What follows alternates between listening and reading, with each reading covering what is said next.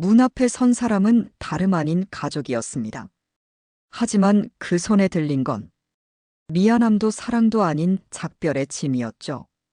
같은 집에서 같은 시간을 살았는데 왜 나만 가족이 아니었던 걸까요?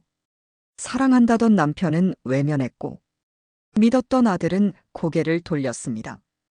그날 이후 저는 매일 내가 뭘 잘못했을까를 되뇌며 문을 닫았습니다. 그런데요, 진짜 아팠던 건 외도도 아니고 이혼도 아니었어요. 가장 믿었던 사람의 말 한마디였습니다. 그 한마디가 제 세상을 무너뜨렸습니다. 저는 정혜숙입니다. 38살에 결혼해서 57이 된 지금까지 가족을 위해 살아온 평범한 주부입니다. 남편 최기호는 무뚝뚝했지만 책임감 강한 사람이었고 아들 준영이는 늘 조용하고 사려 깊은 아이였죠. 누군가 제게 행복하냐고 물으면 저는 늘 웃으며 네라고 대답해왔습니다. 하지만 그 대답 뒤에 깔려 있던 건 제가 들키고 싶지 않았던 긴 그림자였습니다.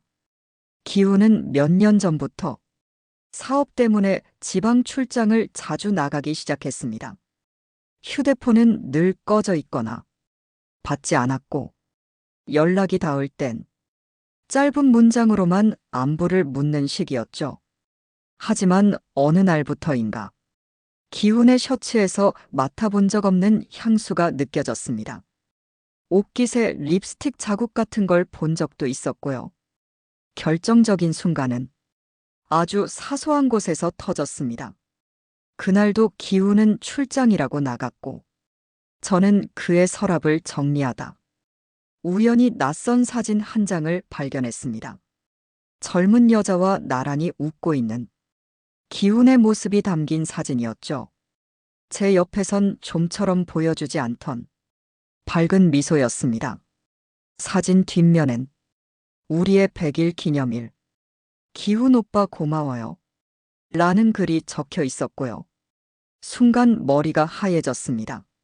하지만 이상하게도 기훈의 외도보다 더 마음을 아프게 했던 건 따로 있었습니다. 그날 밤 기훈에게 조심스레 사진 이야기를 꺼냈습니다. 그는 잠시 당황한 표정을 짓더니 이렇게 말하더군요. 정리 중인 일이야. 너한테 상처 주기 싫어서 말 안 했어. 그 말이 이상하게 들렸습니다. 사랑해서가 아니라 상처 주기 싫어서 숨겼다는 말. 그가 더는 저를 사랑하지 않는다는 뜻처럼 들렸습니다. 그리고 다음 날, 저는 아들 준영에게 그 사실을 털어놓기로 결심했죠. 적어도 우리 둘은 같은 편일 거라 믿었으니까요. 아침 햇살이 거실 창을 뚫고 들어오던 그날, 저는 아들 준영이를 조용히 불렀습니다. 식탁 위에 토스트와 달걀 프라이를 놓아줬지만 제 손끝은 떨리고 있었고 목 안은 바짝 마른 상태였죠. 조심스럽게 기훈과 그 여자 이야기를 꺼냈습니다. 처음엔 조용히 듣던 준영의 표정이 점점 굳어지더니 눈썹을 찌푸렸습니다. 저는 그 반응을 보며 한 줄기 안도감을 느꼈어요. 역시 우리 아들은 날 이해해 줄 거야. 라는 믿음이었죠. 하지만 준영이 내뱉은 첫마디는 제 숨을 막히게 만들었습니다. 엄마, 혹시 오해일 수도 있잖아요. 순간 제 귀를 의심했습니다. 사진도 봤다고 했잖아. 여자 손글씨까지 있었어. 제가 말하자 준영은 고개를 떨군 채 이렇게 말했습니다. 그래도 아빠가 평생 우리 위해 일해온 거잖아. 나한텐 아빠도 소중해. 그 한마디에 저는 왼쪽 가슴이 서늘해졌습니다. 제 마음은 무너지고 있었는데 아들은 균형을 맞추려 애쓰고 있었던 겁니다. 다만 제 편이 되어주길 바랐을 뿐인데 그는 중립적인 위치에 서 있었죠. 점심 무렵 준영은 말없이 방으로 들어가 문을 닫았습니다. 저는 홀로 거실에 앉아 창밖을 바라봤습니다. 기훈에게 받은 상처도 크지만 아들의 무덤덤한 반응은 제 심장을 조용히 짓누르는 듯 했죠. 그날 밤, 기훈은 아무 일도 없었다는 듯 집에 들어왔습니다.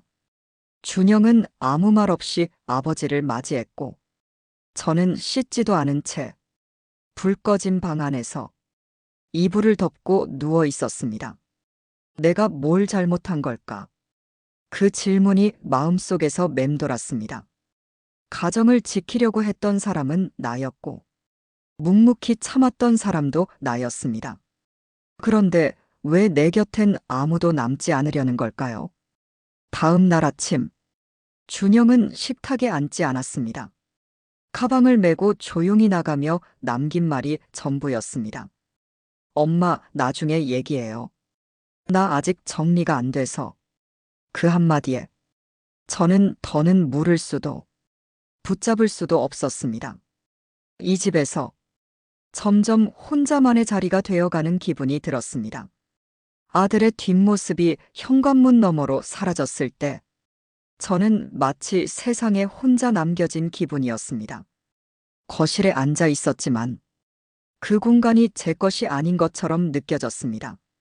식탁 위에는 아무도 손대지 않은 아침밥이 남겨져 있었고 김이 다 빠진 미역국에서만 제 체온이 식어가고 있었죠. 기훈은 여전히 무표정한 얼굴로 집을 들락거렸습니다. 아무것도 들키지 않은 사람처럼 전혀 미안한 기색도 없었죠. 저는 묻지 않았고 그는 말하지 않았습니다. 이상한 침묵이 우리 부부 사이를 더욱 멀어지게 만들었습니다. 그날 저녁, 기훈이 먼저 씻고 나온 뒤 식탁에 앉았습니다. 저는 국을 데우며 조심스럽게 물었습니다. 그 여자 지금도 만나고 있어? 기훈은 수저를 멈추더니 한숨을 쉬며 고개를 떨궜습니다. 그만하자, 혜수가. 나도 복잡해. 그 말에 저는 더 이상 아무 말도 하지 않았습니다. 복잡하다는 말 뒤에는 수많은 의미가 숨어 있었죠. 사랑은 끝났고 책임만 남은 관계라는 의미였습니다. 며칠 후, 준영은 집에 들어오지 않았습니다. 전화도 받지 않았고 문자에도 답이 없었습니다. 그런데 셋째 날 아침, 준영이 갑자기 문을 열고 들어왔습니다. 낯선 표정이었고 눈빛은 차가웠습니다. 그는 아버지를 향해 고개를 끄덕이더니 저를 외면한 채 방으로 들어가 문을 닫았습니다. 저녁이 되자 준영이 제게 말을 걸었습니다. 엄마 아빠랑 이혼하려는 거야. 저는 고개를 끄덕였습니다. 하지만 준영의 다음 말은 제 심장을 그대로 베어내는 칼날이었습니다. 나는 아빠랑 살고 싶어. 엄마는 늘 예민하고 너무 감정적이야. 그 말을 들은 순간 제 두 다리가 주저앉을 것 같았습니다. 제가 준영을 얼마나 사랑했는데 그 아이 입에서 그런 말이 나올 줄은 몰랐습니다. 외도가 들통난 남편보다 아들의 선택이 더 아팠던 이유는 바로 그것이었죠. 사랑해서 다 주었는데 결국 돌아온 건 외면뿐이었습니다. 그날 밤 저는 제 방 침대에 누운 채 천장을 바라보았습니다. 준영의 말이 계속 귓가에 맴돌았죠. 엄마는 감정적이야. 그 말은 단순한 의견이 아니었습니다. 그건 선 그은 문장이었습니다. 나는 아빠를 선택했고 당신은 나를 이해 못해. 그렇게 들렸습니다. 잠은 오지 않았고 새벽 내내 눈을 감고 누워 있다가 해가 뜰 무렵 일어났습니다.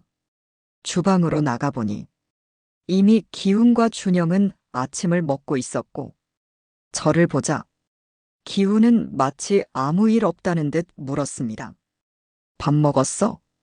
그 짧은 한마디가 얄미울 정도로 태연하게 들렸습니다. 준영은 밥을 먹으면서도 한 번도 제 눈을 마주치지 않았고 숟가락 소리만 공기 중에 맴돌았습니다. 그 순간 저는 이 집 안에서 제가 낯설어졌다는 것을 느꼈습니다. 식탁 위에 국그릇을 올리던 손이 멈췄고 그릇을 내려놓고 혼잣말을 했습니다. 나는 이 집에 왜 있는 거지? 며칠 뒤 기훈이 외출 준비를 하던 중 제게 말을 걸었습니다. 이혼 얘기 다시 생각해 보면 안 될까? 그 말에 저는 고개를 돌려 그를 바라봤습니다. 그 얼굴엔 어떤 애정도 없었습니다. 불편한 상황을 피하려는 타협이 제안처럼 들렸죠. 무슨 뜻이야? 계속 그 여자 만날 거잖아. 제가 단호하게 말하자 기훈은 한숨을 쉬며 대답했습니다. 아이한텐 엄마도 필요하니까. 그 한마디는 제게 또 다른 칼날이었습니다. 내 존재 이유가 이제 아이 때문이라니. 그럼 나는 그냥 집사야. 밥 차리고 청소하고 아들 눈치나 보면서 사는 사람. 기훈은 대답하지 않았고 현관문을 열고 나갔습니다. 이 집은 더 이상 제가 살아갈 집이 아니었습니다. 저는 그저 여기 남겨진 낡은 가구 하나처럼 느껴졌습니다. 정해진 자리에 있지만 누구도 관심 갖지 않는 그런 물건처럼 말이죠. 결심은 점점 선명해졌습니다. 이 집을 떠나야겠다고요. 사랑도 존중도 없는 집에서 더는 제 자신을 버티게 하고 싶지 않았습니다. 이혼이라는 두 글자는 생각보다 무겁고 차가웠습니다. 법률 상담소에 들어서기 전 저는 문 앞에서 한참을 망설였습니다. 손에 땀이 차고 발끝이 땅에 박힌 것처럼 움직이지 않았습니다. 하지만 다시 돌아가면 지금까지 견뎌낸 제 자신에게 너무 미안할 것 같았습니다. 접수 창구에 다가가자 직원이 물었습니다. 어떤 상담 원하시나요? 이혼 서류 준비하려고요. 입을 열자 제 목소리가 낯설었습니다.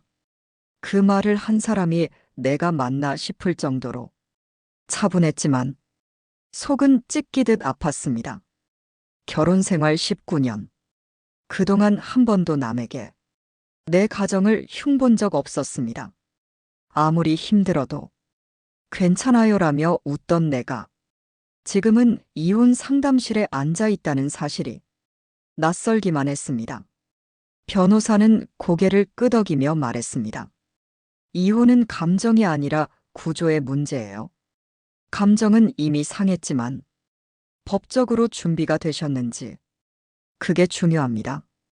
그 말에 저는 잠시 멍해졌습니다. 감정은 이미 끝났는데 구조는 아직 정리되지 않았다는 말이 맞았습니다. 상담을 마치고 나오는 길, 제 발걸음은 무거웠습니다. 하지만 이상하게도 마음속 어딘가는 고요했습니다. 긴 싸움이 시작되었지만 적어도 제가 도망치지 않았다는 위안 때문이었을 겁니다. 집으로 돌아오자 기훈은 퇴근해 있었고 TV를 보고 있었습니다. 준영은 방에서 음악을 틀고 있었죠.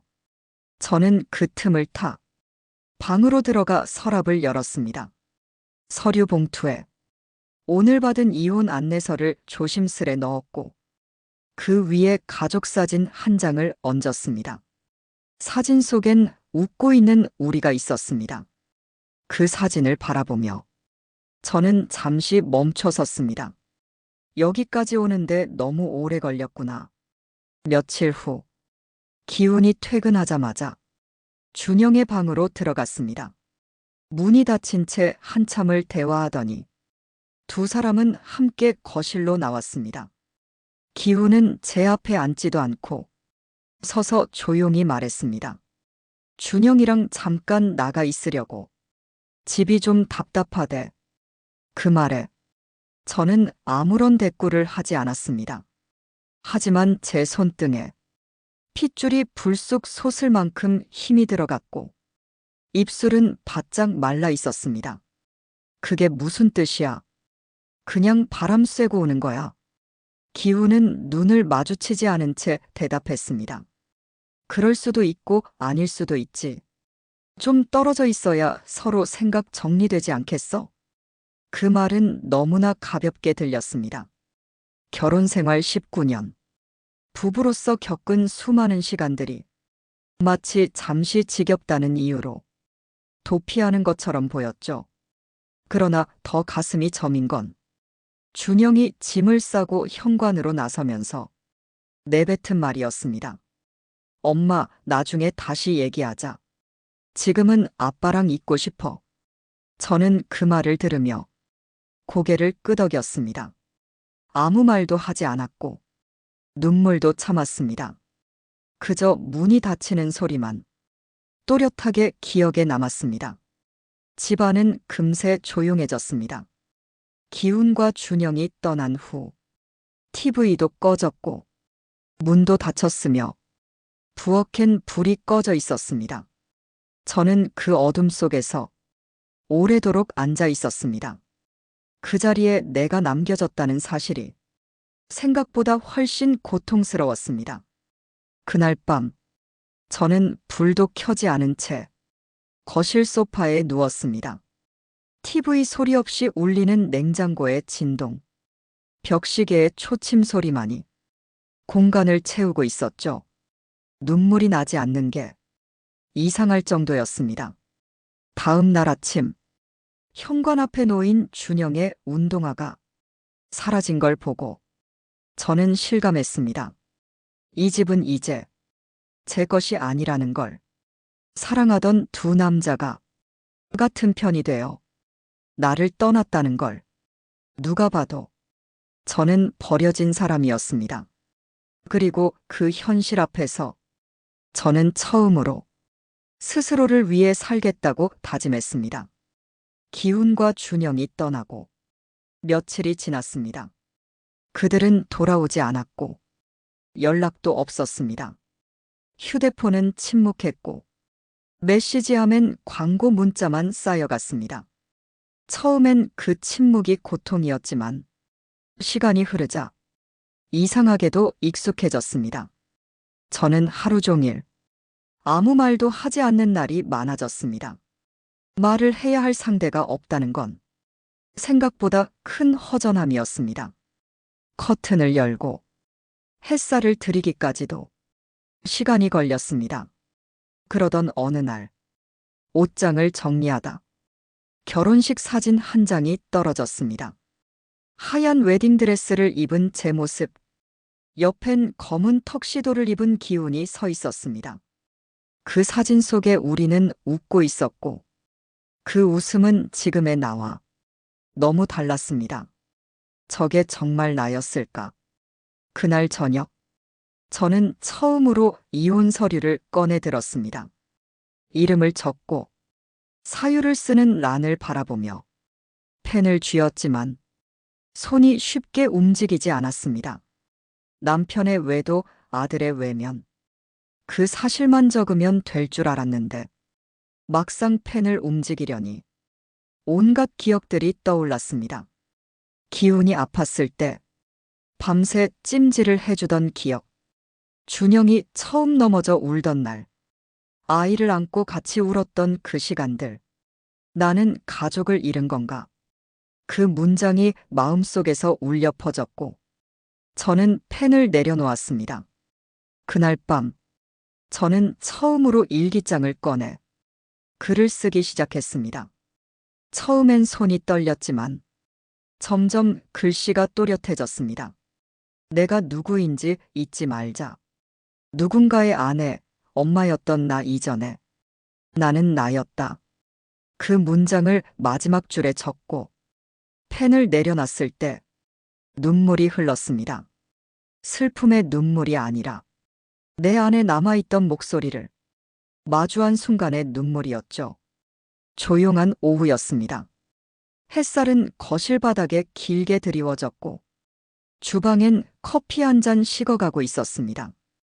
저는 소파에 앉아 아무 생각 없이 TV를 켰지만 화면 속 소리는 귀에 들어오지 않았습니다. 그런데 그 순간 초인종 소리가 울렸습니다. 띵동. 도어뷰로 밖을 들여다보았습니다. 그리고 그 순간 숨이 멎는 듯한 기분이 들었습니다. 문 앞에 서 있는 사람은 준영이었습니다. 그 아이는 고개를 푹 숙인 채 문 앞에 서 있었습니다. 손에는 작은 쇼핑백 하나가 들려 있었고 몸은 한층 야위어 보였습니다. 저는 문고리에 손을 얹은 채 한참을 망설였습니다. 그동안 얼마나 상처받았는지 또 얼마나 외로웠는지가 머릿속을 스쳐 지나갔습니다. 하지만 결국 문을 열었습니다. 문이 열리자 준영은 조용히 고개를 들었습니다. 엄마 들어가도 돼?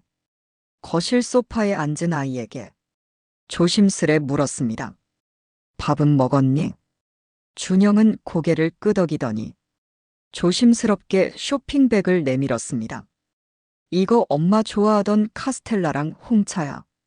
그냥 갑자기 생각나서. 그 말에 저는 마음이 찢어질 것 같았습니다. 작은 종이 봉투 하나가 그동안의 오해와 상처를 다 치유할 순 없었지만 그 안에 담긴 마음만큼은 진심으로 느껴졌습니다. 준영아. 제 목소리는 떨렸고 아이는 제 눈을 피하며 말했습니다. 그땐 미안했어요. 엄마한테 그런 말 하면 안 되는 거였는데.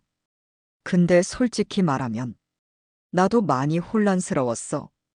아빠가 어떤 사람인지, 엄마가 얼마나 참았는지 나중에야 알았어. 저는 조용히 고개를 끄덕였습니다. 용서란 말은 꺼내지 않았지만 그 말이 바로 용서의 시작이라는 걸 알고 있었습니다. 준영은 한참을 침묵하다 조용히 한마디를 더 덧붙였습니다. 내가 다시 여기 와도 돼. 그 말에 저는 말없이 손을 뻗었습니다. 준영의 손을 잡았고 그 따뜻한 온기에 눈물이 왈칵 쏟아졌습니다. 긴 침묵 끝에 찾아온 작은 용서와 이해. 그건 결코 당연하지 않은 선물이었습니다. 준영이 돌아온 후 며칠 동안 우리는 많은 대화를 나누지 않았습니다. 그저 함께 아침을 먹고 거실을 공유하고 식탁 위에 둘이 쓴 찻잔이 나란히 놓이는 그 정도였습니다. 하지만 그 정막은 이전의 공허함과는 다른 것이었습니다. 묵직하고 따뜻하며 조용히 치유되는 느낌이었죠. 그날도 저는 평소처럼 설거지를 마치고 거실로 나왔습니다. 소파 위에 놓인 흰 봉투 하나가 눈에 들어왔습니다. 봉투 겉면엔 익숙한 필체로 제 이름이 적혀 있었습니다. 엄마께.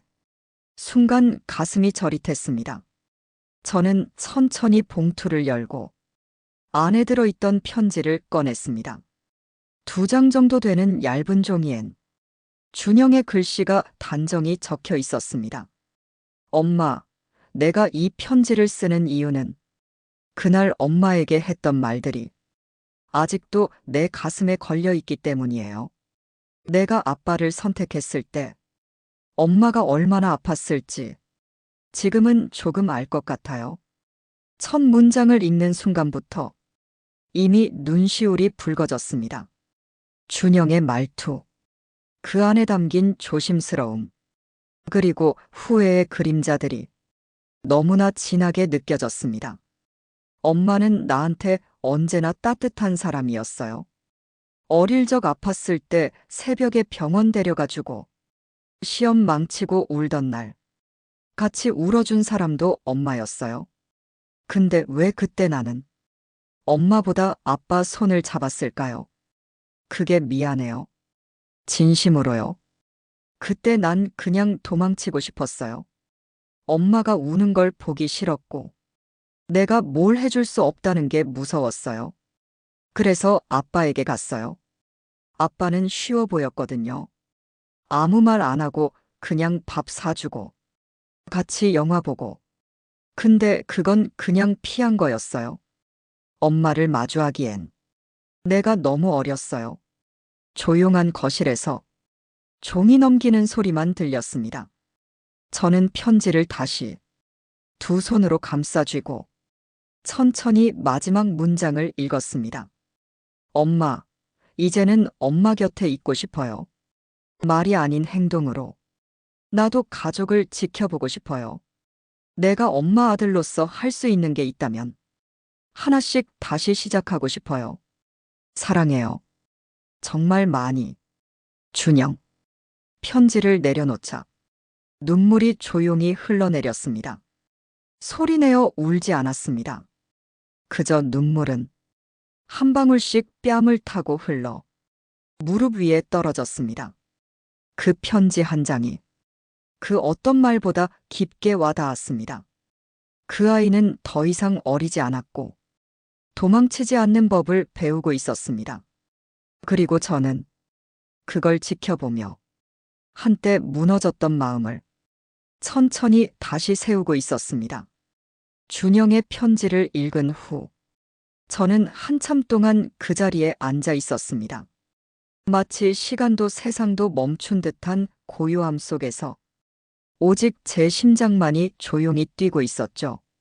무너졌던 삶의 조각들이 조용히 맞춰지는 느낌이 들었습니다. 그날 저녁, 준영은 저와 마주 앉았습니다. 식탁 위엔 오랜만에 차려진 따뜻한 된장국이 있었고 불고기 냄새가 집안에 퍼져 있었습니다. 준영은 조용히 밥을 먹다가 수저를 놓고 말했습니다. 엄마, 나 아빠한테도 말했어요. 내가 지금 엄마 곁에 있고 싶다고. 그리고 아빠랑도 천천히 정리하겠다고 했어요. 저는 놀란 눈으로 준영을 바라봤습니다.